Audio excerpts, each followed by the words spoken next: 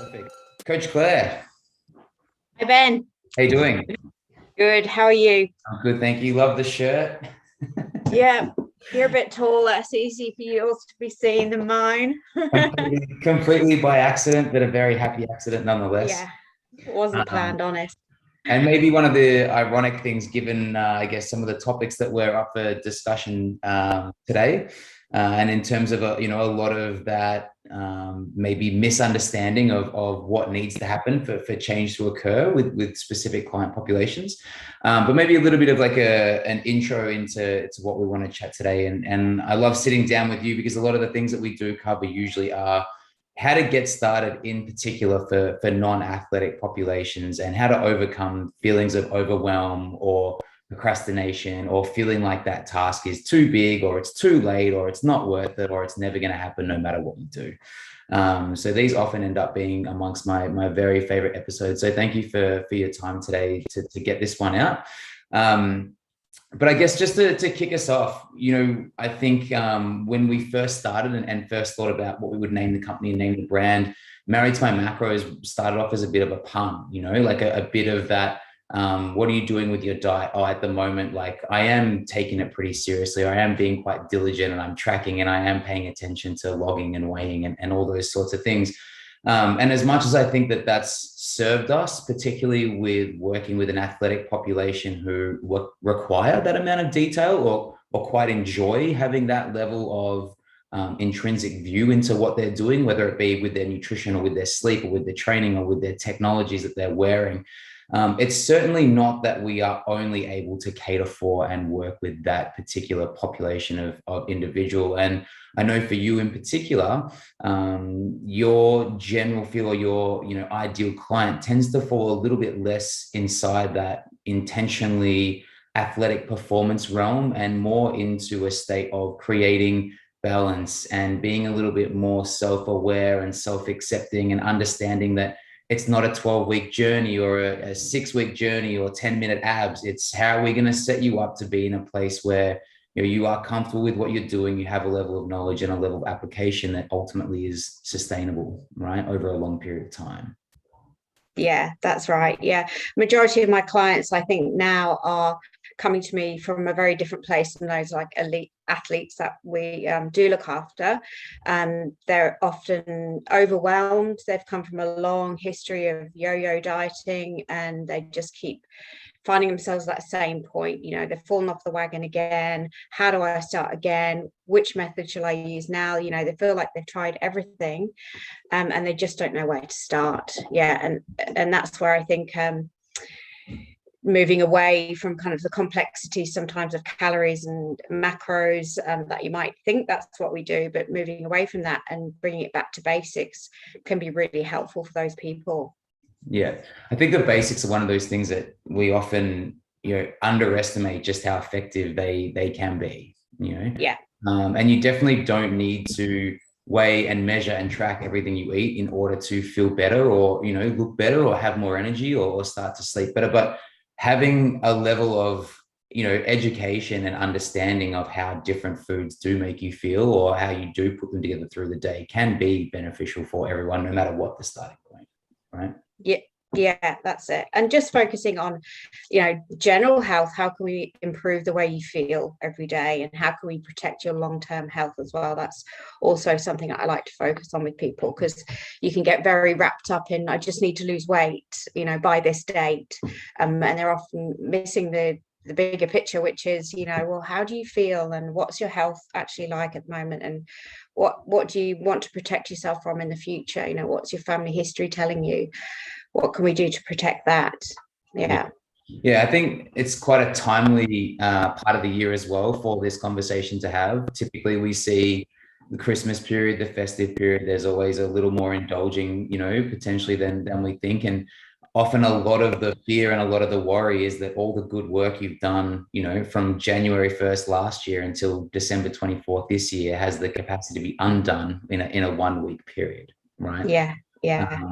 So let's start at the top. These feelings of overwhelm that generally you're seeing a lot of your clients come in with. I mean, that's kind of the first step, really, isn't it? Is how do we get someone who is feeling overwhelmed to feel like they can take the first step, which is reach out.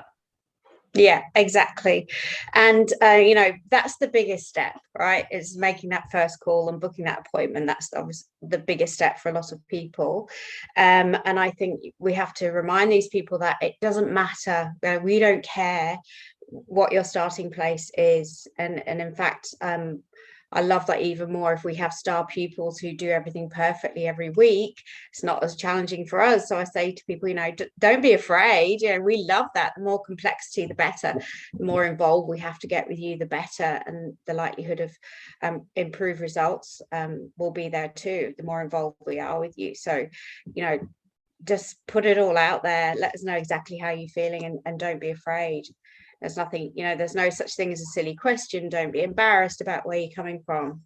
Yeah, I think it's one of those things too where you always hear people think like, oh, I'm not fit enough to do CrossFit, right? And it's like, Yeah. that's actually how you get fitter, is by doing it. And it's sort of a similar thing here. You don't need to start already losing weight on your own or have this massive understanding about nutritional science and macros and calories in order to actually get started and to start progressing.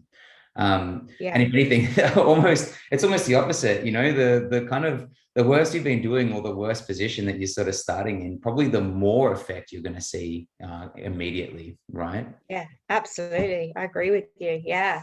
And I think this time of year is really, really tough for people because your social media is flooded with they can read your mind. Social media, it feels like at the moment, your feed is just full of how to get your abs and how to lose this much weight in 2 weeks. And because the new year is looming and we've come out of lockdown, there's so much pressure for people this time of year. Yet we've got Christmas and people think, well, why would I start anything now? Because I'm just going to ruin it over Christmas. And so it's a tough position for people to be in at the moment, but that's the time where we can help you navigate that and make it realistic for you over Christmas while still getting you started. I do enjoy, and we've sort of talked about this a lot at our team meetings as well, the way that our kind of coaches approach Christmas, in terms of saying, wouldn't the approach be better off to hit the new year running rather than try to regress as much as possible and then try to overhaul everything extremely the other way on January 1, right? Yeah. We can put a few really small but very effective strategies into place to get you through Christmas. Yeah. So you don't hit the new year feeling like you're ground zero again. Yeah. And I think it's also true to say that when you have been doing this in a few months up to Christmas, you actually go into Christmas not feeling like you're out of control, or you're not coming into Christmas coming off 6 weeks of eating nothing, trying to be in a better, physical position or a lower weight for Christmas in order to overindulge. It's kind of this like all or nothing approach, that you're either completely indulging every opportunity you get, or you're completely over restricting the other way in order to either earn your food or feel like you have to do this in order to pay the price for having enjoyed yourself, or overindulge a little bit. And you kind of miss that point, particularly around Christmas, where it's like, it should be more about enjoying the people that you're with and catching up with family, particularly after 2 years of lockdown, as opposed to sitting there worrying about needing to weigh your turkey, or like trying to ignore the fact that there's Christmas pudding on the table, whatever it is, right?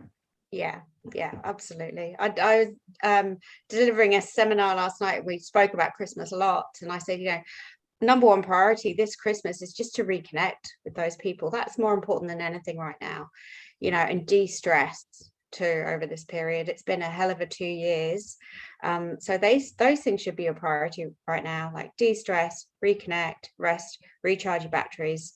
I know for me, the run up to Christmas is crazy, and I'm sure I'm not alone there. Feels even crazier this Christmas after the 2 years. Yeah.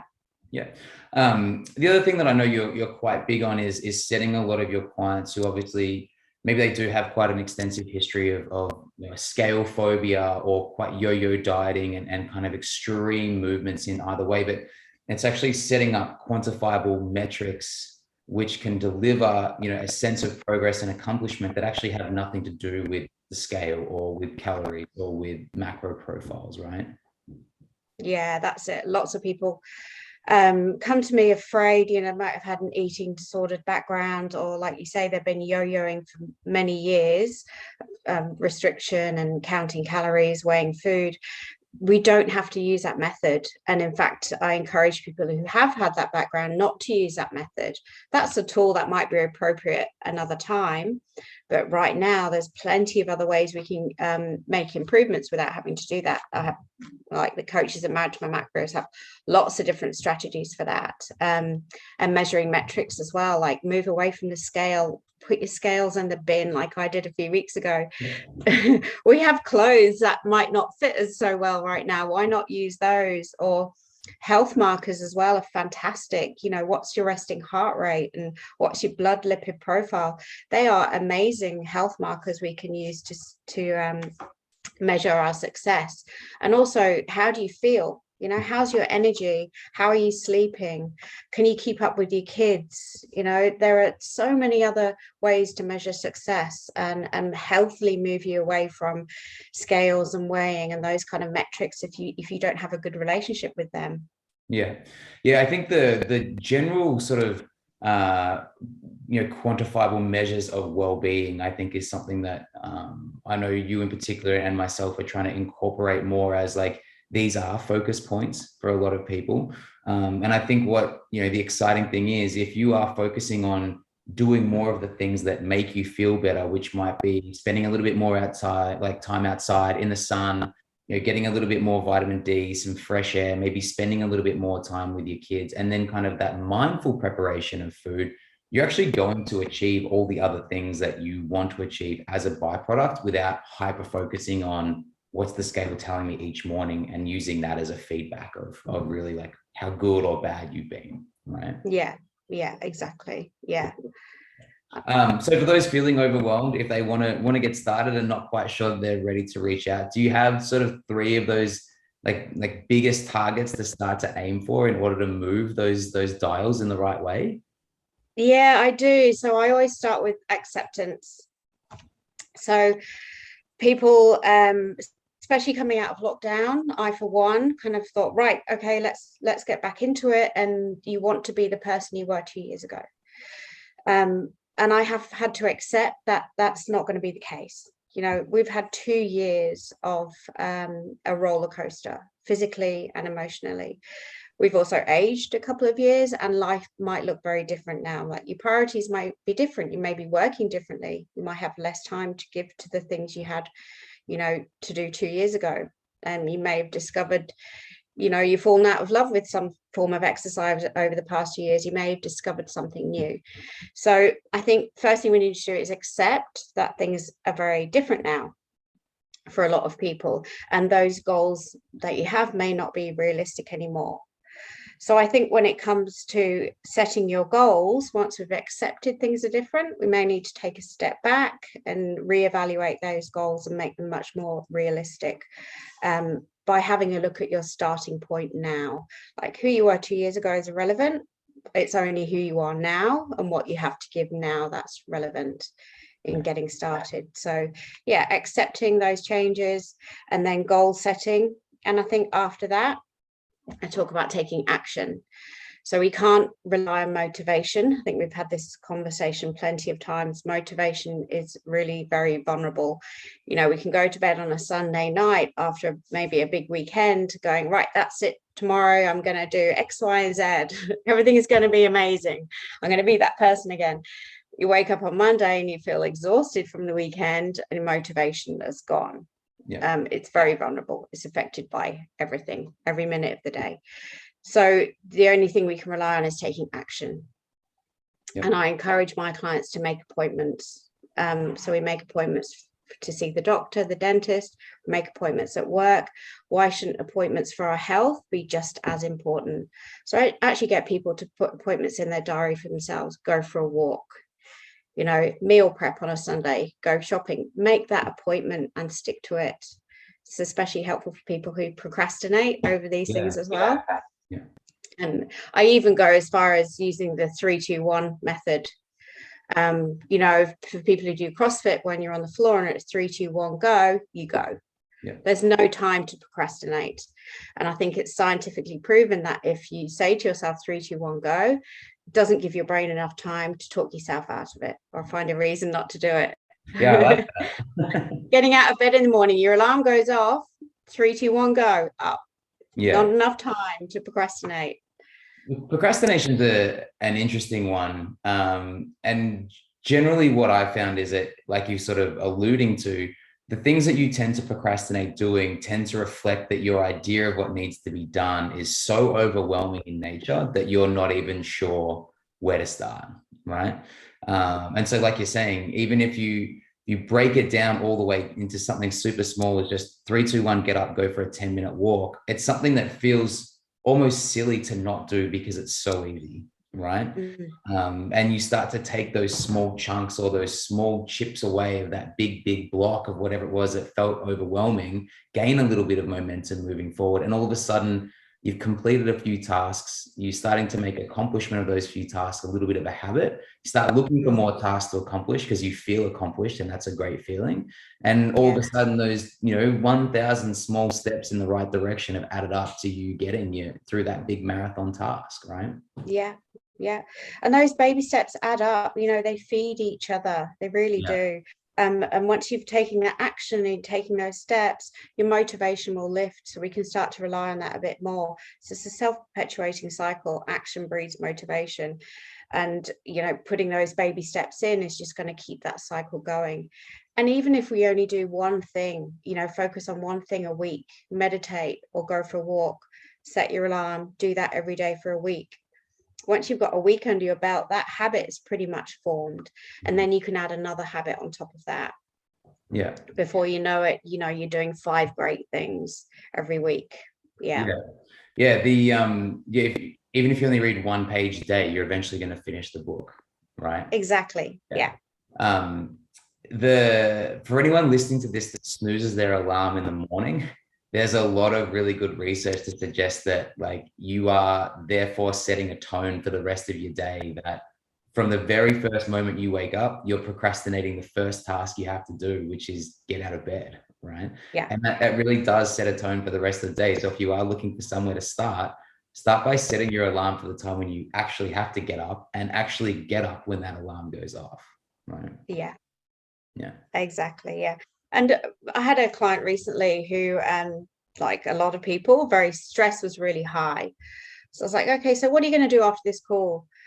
I haven't really got anything on. Okay, as soon as you hang up, 3, 2, 1, go, you're going to meditate. And she just took that action. She had no motivation to do it, but the action was there and it was done. And the benefits were there. So she's more inclined then, the motivation lifted to do that again the next day. Set your alarm, do it again the next day. Yeah. I think we do live in a time where there's an app for everything, right? So not knowing how to meditate or never having done it before is like, it's no longer like a viable excuse. You don't need to book a one-on-one consult with a guru or a yogi. It's like, here's a free app, download this, put it in your ears and listen to it for 5 minutes and just do what they say and it's done. Right? Yeah. We can find 5 minutes to scroll through social media multiple times a day. Yeah. So, weigh up the benefits of those two things. If you are someone who feels like you genuinely don't have time, have a look at your screen report and see how much time you spend on social media. I guarantee you get 3 hours back in your day, right? Exactly right. Yeah. It's alarming how much time. Yeah. It's also alarming how much the time we spend on social media does actually impact our mood and how we feel and how motivated we are, right? So I think in general, probably more time off social media, even if it's not doing anything else that has to be necessarily productive, but just not, or even taking more control of your feed and what's presented to you and the kind of messaging that you're taking in inadvertently, whether you feel like you're paying attention to it or not, is something that can be quite, of a relief when it's sort of removed, because you get to choose your feed, right? Like you're essentially choosing to have triggers that are presented in front of you that create a non-optimal emotional response. It's not going to set up all that well when you're exposed to it for 3 hours a day. No, that's right. I say to people, when you're scrolling through and you see something, how did that make you feel? Did it make you feel good about yourself or not? If not, unfollow. People aren't really on social media, like Instagram, for example, to be friends. They're to just show the best parts of their life, which isn't realistic. Not for everyone, but there are a lot of people out there that's all you'll see, and it's not realistic, and we end up comparing ourselves to that, and it brings us down. Doesn't make you feel good, unfollow. Doesn't mean you don't like that person. They're not putting it on there for your friendship. They're putting it on there for likes. It's no big deal. There's also no rule that what used to motivate you in the past that might not motivate you right now won't necessarily motivate you in the future, right? So it's, if you get to a point where you feel like that content that you were once looking at that was making you feel terrible by comparison is all of a sudden, once again, your fitspo, and is actually the reason that you are getting up and going for your walk or doing your breath work, then you can always go back and refollow and re-invite it. Exactly. Yeah. If someone out there is killing it in the gym and you feel like you can't even put one foot in the gym at the moment, then that's okay. Just don't follow that person right now. Follow something that inspires you to do what you need to do right now. The thing, you ever find it's almost the opposite is true too. We see these things that we want to do as being too overwhelming, but sometimes the steps that we try to put in place in order just to get moving again seem so underwhelming that there's almost a feel of like, what's the point? That sort of stuff couldn't possibly couldn't possibly have that much of an effect. Does that make sense? Yeah, and I think that comes into play a lot for people, all or nothing people. The people who are like, oh, I have to do it all at 100%, 100 miles an hour, otherwise it's not worth it. Well, try going, if you're doing nothing right now, something is better than nothing. So, try just going for a walk or drinking more water and see how you feel. Is it doing nothing or not? No, I guarantee you it is making a difference. And it does, and going back to that layering effect, keep adding on, and you'll be back at doing all the things you want to do, and you'll be back in your all phase. I think the layering effect is quite powerful, right? When we understand the importance of habits, and whether for many people, unfortunately, like chaos has become the habit, right? Like being stressed to the tens and having kind of no structure and no real direction and just going from fire to fire, that's a habit. That's as much a habit as the opposite. You're allowing that to be the case, right? And maybe part of that first step of taking, or of acceptance, as you mentioned, is also like having to take responsibility. And it's fine to not be super thrilled with where you are and where you're starting, but it's up to you to make that change, right? And I think for people whose lives do feel really chaotic and they're stressed, can't see the wood for the trees, like, well, I don't have time to walk, I don't have time to meditate.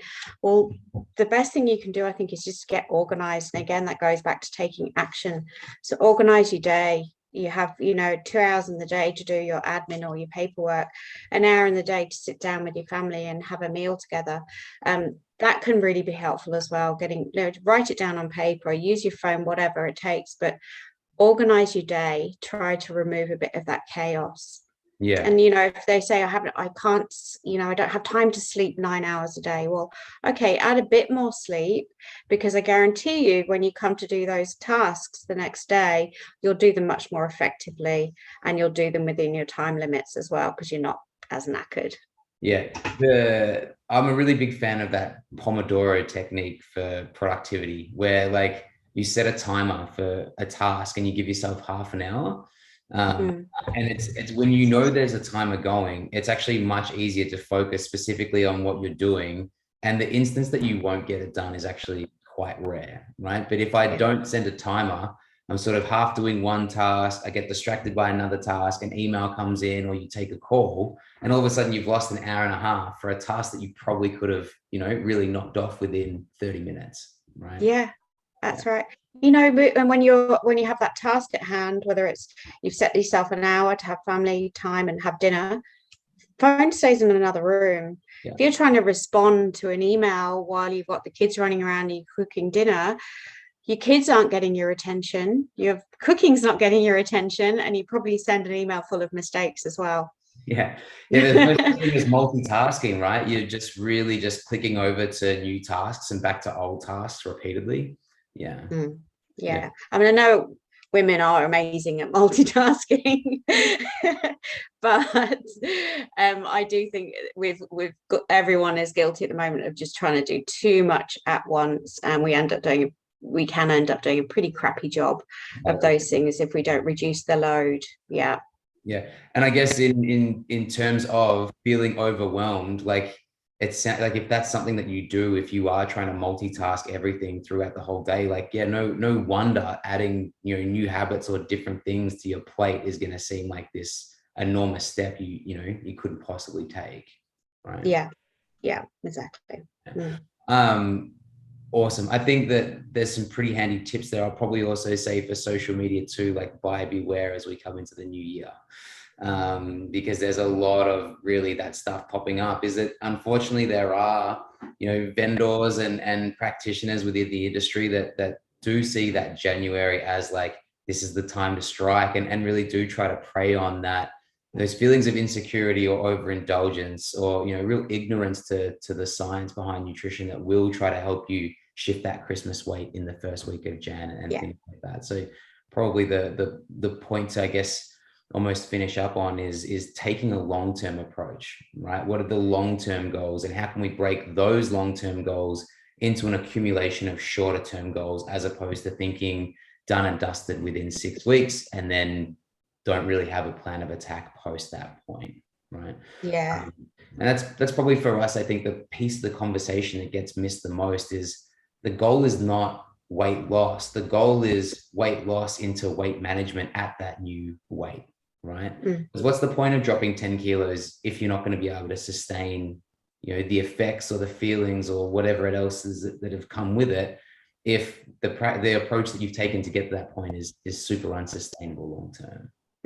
Yeah, I mean that's it. You can end up panicking at this time of year and then putting a huge amount of cash into some short-term fix, say 6 weeks. How are you going to feel over those 6 weeks, especially if you choose to do that over summer or Christmas, when we're trying to relax and reconnect and have some fun? Likelihood is you're going to feel pretty crappy during that 6-week period. And then exactly what you said, what do you do at the end of it? Where do you go from there? You just left then, your 6-week challenge is up. You need to have that support afterwards. Like, how do you maintain that? And also, it's just not a healthy way to look at it. Think about the impact that could have on your hormone health, your sleep. You're adding another layer of stress by restricting yourself. And half the time, these methods, as all they're doing is just restricting the amount of food you eat. We don't have to go that extreme to do that. We don't have to eliminate entire food groups and take carbs out of our lives for 6 weeks. It just doesn't have to be a bad experience. So why would you chuck lots of money at something like that? I think too, when, especially given your particular client demographic, the other thing to think about is, what example are you setting for the rest of the household? If you're taking these drastic steps, or the relationship that you're building with food, and even with a 15-month-old, like, she not necessarily understand the lessons that we're trying to teach, but what she is doing is mimicking a lot of the actions already, right? So if your family's health and your kids' health and your partner's health are things that are important to you, you have to be quite mindful of like what you're modeling as like responsible health, right? And relationships with food and exercise and yourself ultimately. Yeah, that's it. I mean, I've got a busy house here. There's kids ranging from age of 6 to 20. And I'm always mindful of the fact that when we have dinner together every night as a family. Always mindful of the fact that I'm eating the same as them. I'm not eliminating food groups. I don't have an allergy, so there's no need for me to. I enjoy all my food groups. The only thing they may see me manage is portion control. And I'll be like, well, I've had enough. I'm full. That's all. That's how we explain it to our kids. That's not a bad thing to express. Yeah, and a model just enjoying all foods. It is interesting with young ones to see how much of the behavior that we exhibit around food is, almost societal construct, right? Like it's lunchtime at 12:30, not it's because the afternoon and I'm feeling hungry, right? Where we get falling into that trap where this is your lunch break and therefore you have to eat lunch, or that's how much food is served and therefore that's how much food must be consumed.